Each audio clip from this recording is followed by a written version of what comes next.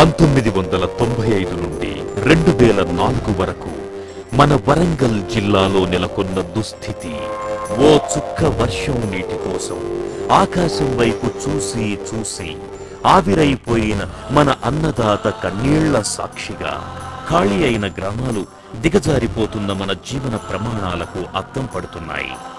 ఇది మన జిల్లాకు శాపమా? మనల్ని ఆదుకునే నాథుడెవరు?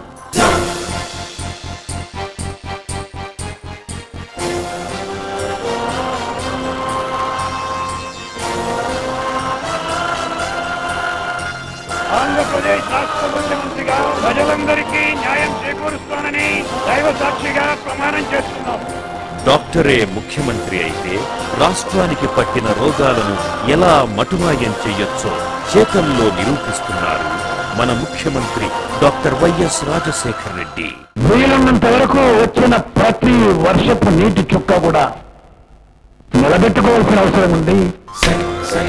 ఈ క్రమంలో 6,356 కోట్ల రూపాయల అంచనా వ్యయంతో జె చొక్కారావు దేవాదుల ఎత్తిపోతల పథకం నిర్మిస్తున్నారు. 5,24,400 ఎకరాలకు నీరందించగల ఈ పథకం ఆసియాలోనే అతి పెద్దది కావడం గమనార్హం. అలాగే 1,014.14 కోట్ల రూపాయల వ్యయంతో నిర్మితమవుతున్న శ్రీరామ్ సాగర్ 2వ దశ పనులు నిరంతరాయంగా జరుగుతున్నాయి. దీని ద్వారా జిల్లాకు 1.13 లక్షల ఎకరాలకు సాగునీరు అందించబోతున్నారు. కాగా 3,736 కోట్ల రూపాయల అంచనా వ్యయంతో నిర్మిస్తోన్న శ్రీరామ్ సాగర్ వరద కాలువ నిర్మాణపు పనులు ముమ్మరంగా జరుగుతున్నాయి.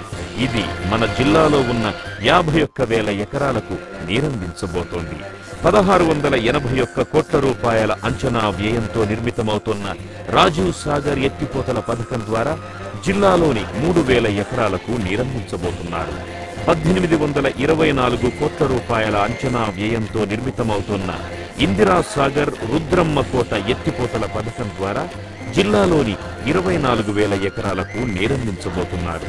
అంతేకాకుండా ప్రభుత్వం ప్రతిష్టాత్మకంగా చేపట్టిన డాక్టర్ బిఆర్ అంబేద్కర్ ప్రాణహిత చేవెళ్ల సుజల స్రవంతి పథకం పూర్తయితే మన జిల్లాలో అదనంగా 11,863 ఎకరాల భూమి సాగులోకి వస్తుంది.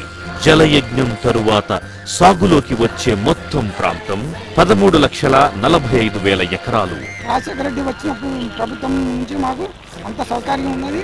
మా పిల్లలను స్కూల్ పంపిస్తున్నాము. మాకు అంతా 3 పూట్ల అన్నం తింటున్నాము. ముఖ్యమంత్రి జరగడం వల్ల మాకు బాగా పంటలు పండించుకుంటున్నాం. మా పిల్లల బడికి పంపిస్తున్నాం.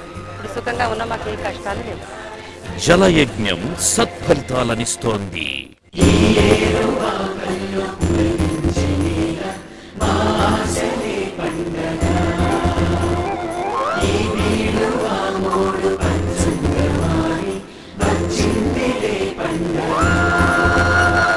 గలగల పారే నదిలో నీరే ప్రాజెక్టుల్లో చేరి బంగారు భూమి సిరులే పండింది.